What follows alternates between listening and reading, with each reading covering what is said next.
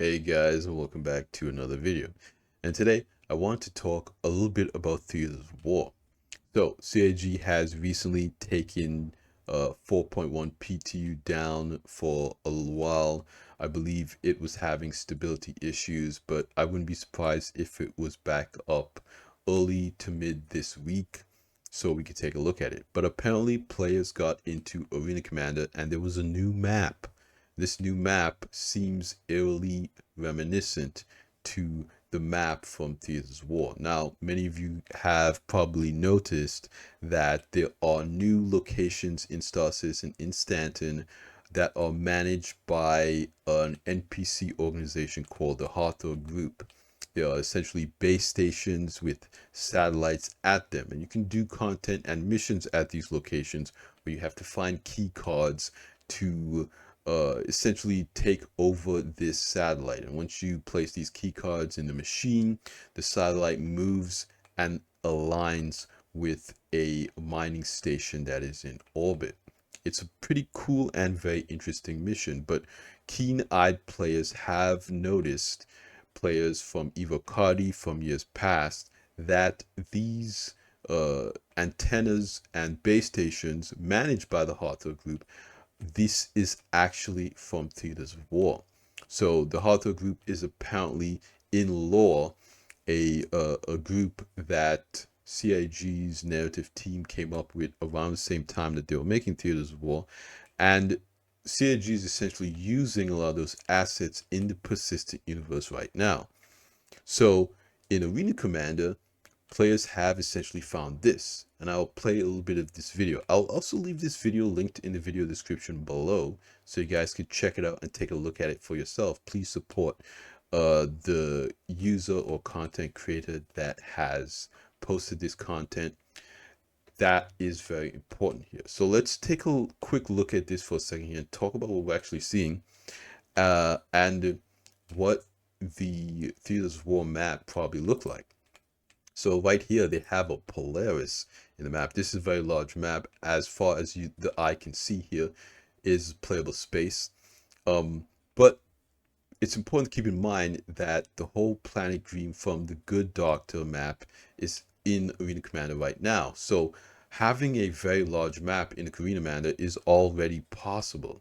And you can get multiple players in there. Last time I was in Arena Commander, I went to the Good Doctor map just to test out a ground vehicle, and there were multiple players in there flying around and hanging out. And I actually just gave the ground vehicle to another player that was walking around the outside of the Good Doctor map. So you can get a bunch of players in just free flight mode, you know, on the online side. If you want to do free flight offline, of course there won't be other players on the map with you, but you can get a bunch of players in a large map, right? And it's, you know, weapons free. You can do whatever you want there.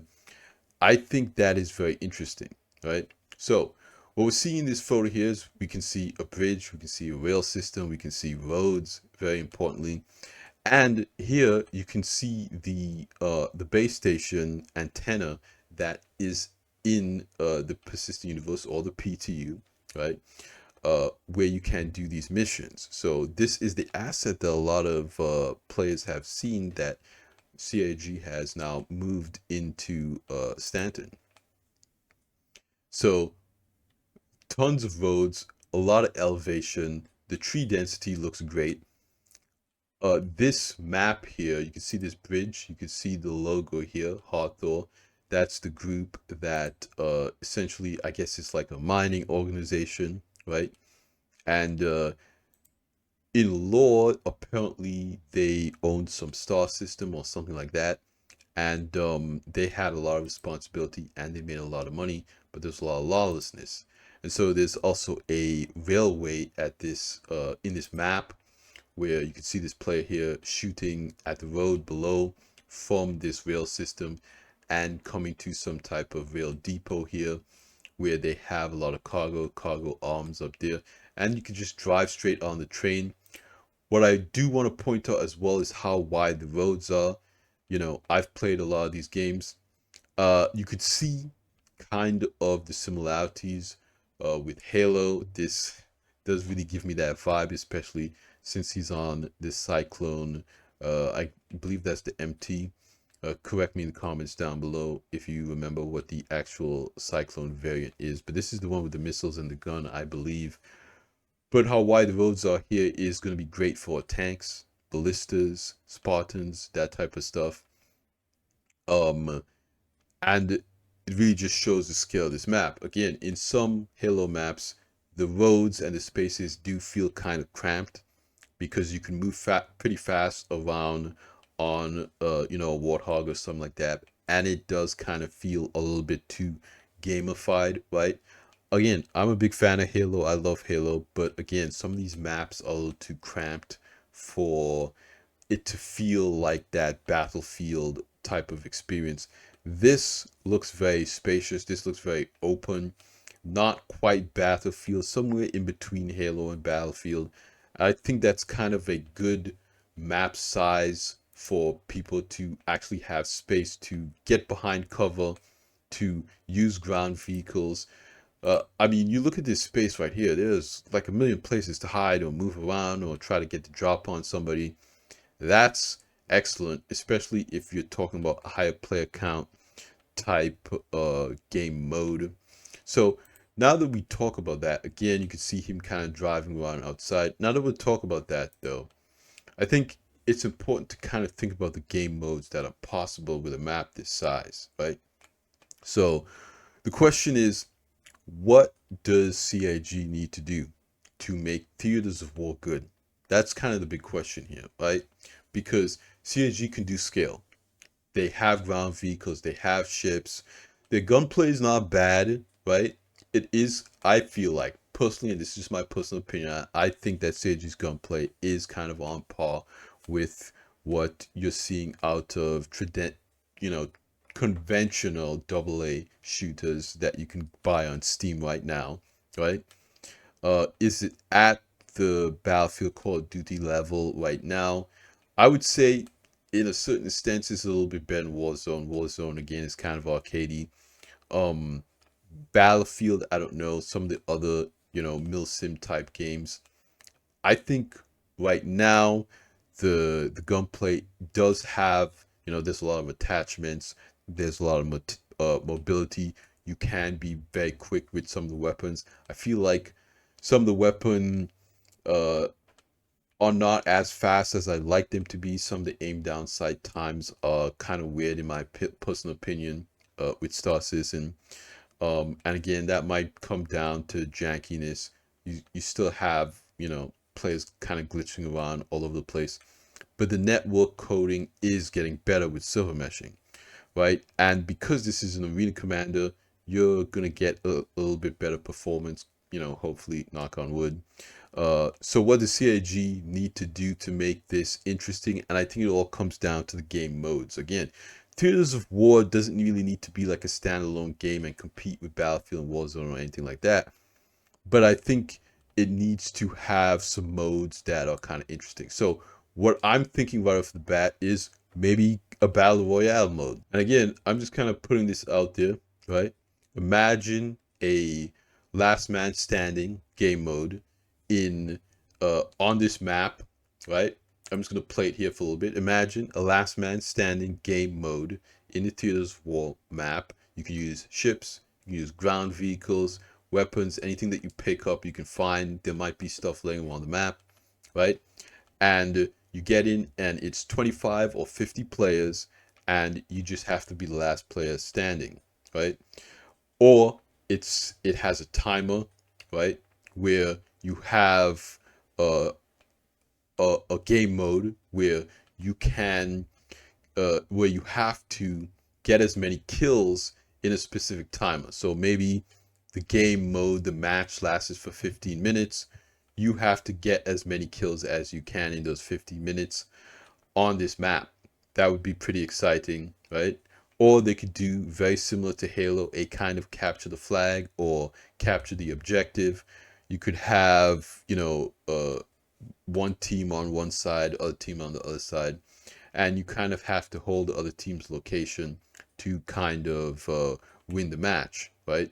So you would probably need a team of players staying back to protect your flag, and another team of players that goes out to capture the other team's flag, to kind of split it up a little bit.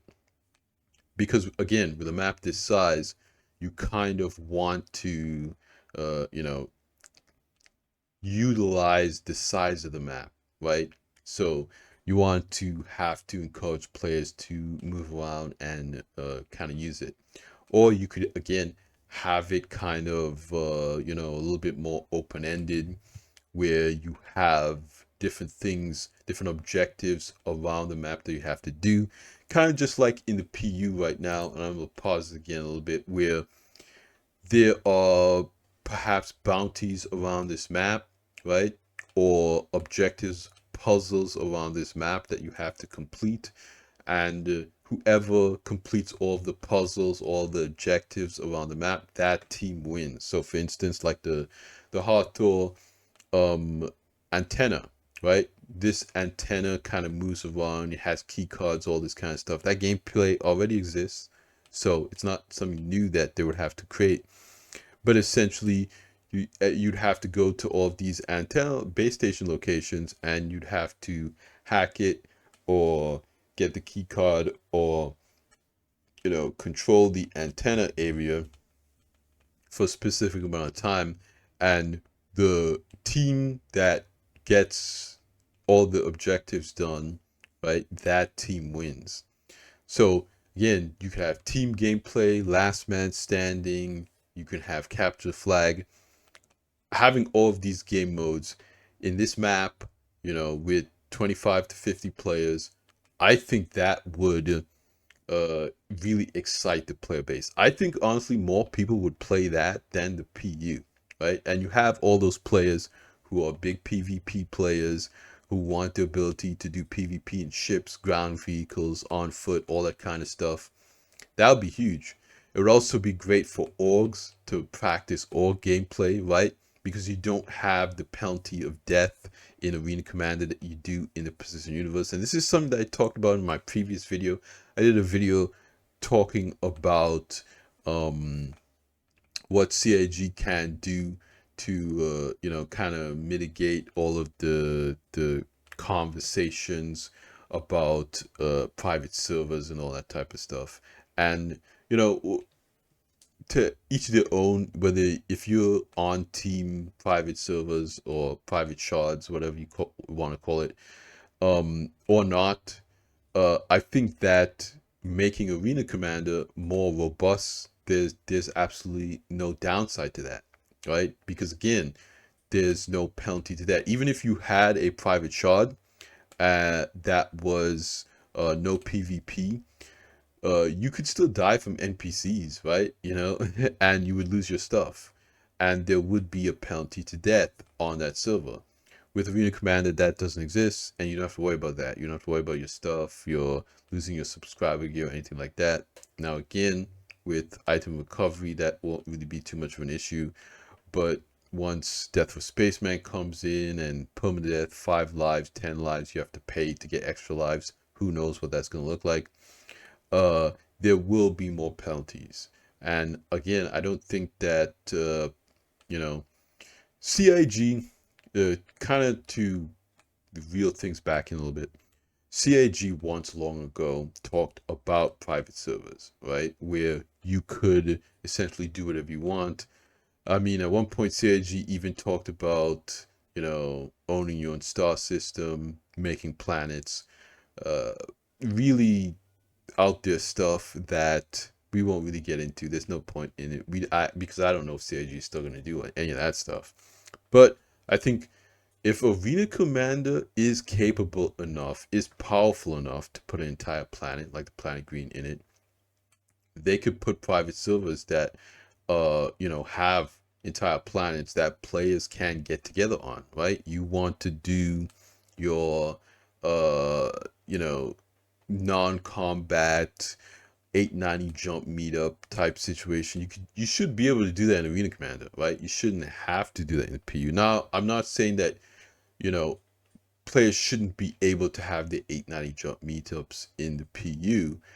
But if you want absolute security give players the ability to say like, okay, I'm the host, like my PC is hosting this server, and then you have invite your friends list, and those are the only people that can go on that server, and you do that, you know, on the Theater of War map, on the Planet Green map, or you can have Orgnite where you're training up all the new recruits and you're doing milsim stuff and you do them on this map.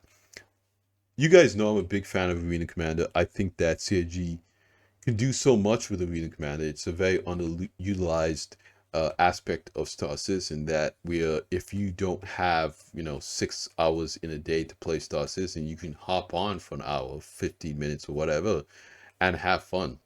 You can use your ships and your gear that you've paid your money for, and you can get a fun and exciting experience, whether that is racing or combat in this big battle royale type situation.